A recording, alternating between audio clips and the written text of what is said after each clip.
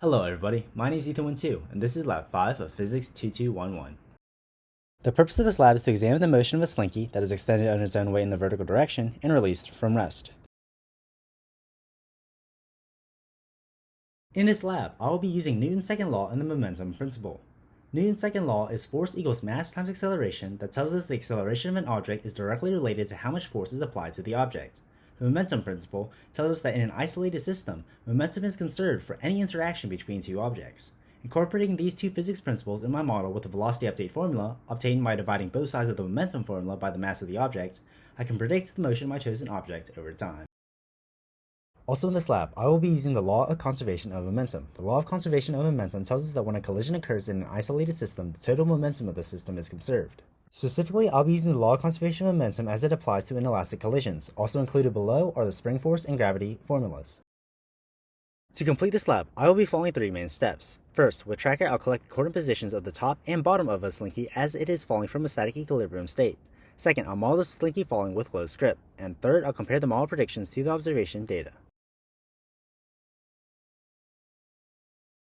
The main result of my lab is that within the first 6 seconds, the bottom of the slinky in the model showed slight downwards motion as opposed to the lack of significant motion in the observation data. This implies that there are forces besides that of gravity and spring force acting on the observed slinky, such as air drag. Shown here on the right is the observation video being analyzed with Tracker. For my GlowScript model, the system is the spring of the earth, the surroundings is nothing, and the system initial conditions are the slinky mass is 0.2155 kilograms, the top position and bottom position as shown, and the velocity is 0 meters per second and time is 0 seconds.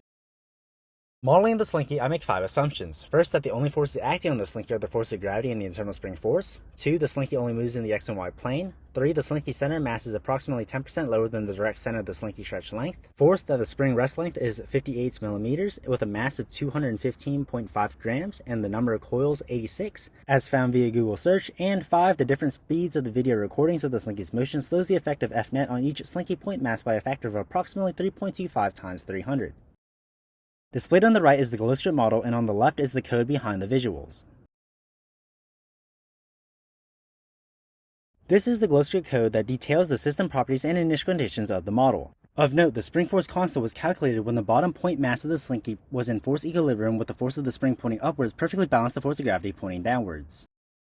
Shown here are 3 methods made for this model, one to calculate the spring forces between the point masses, another to calculate the position of the center of mass, and the remaining to calculate the effect of the inelastic collisions when the point masses collide. Displayed here is the code for the graph and the calculation loop to update the forces acting on the point masses. Of note, the point masses between the top and bottom of the spring have a spring force above and below them, denoted F spring above and F spring below, respectively. Now for the discussion part of this lab. Why does the slinky top move at a relatively constant velocity? The top of the slinky moves at a relatively constant velocity when dropped from static equilibrium because the gravitational force pulling it downwards encounters resistance from the slinky's coils that apply a spring force upwards that counteracts the force of gravity.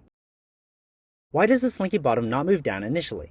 When the top of the slinky is released, it pulls on the coils of the slinky below it, creating a tension force that counteracts the force of gravity. This causes the bottom of the slinky to not move downwards until the tension force is reduced as the top of the slinky gets closer to it. In my model, the pulling force of the top of the slinky does not hold the bottom perfectly still. This implies the main result in my lab that there is likely air drag helping the bottom of the slinky stay motionless against gravity. Since my lab had many assumptions, there are also many possible sources of error. First, air resistance and friction are likely not negligible as seen in the graphs. Secondly, the slinky probably did not purely move in the x and y plane. Third, the mass distribution of the slinky is likely not exactly 10% bottom weighted as assumed. Fourth, the Google search qualities of a metal slinky may not be applicable to the video slinky. Lastly, the effect of the different speeds of the video recordings may not exactly be a factor of 3.25 times 300 as was estimated.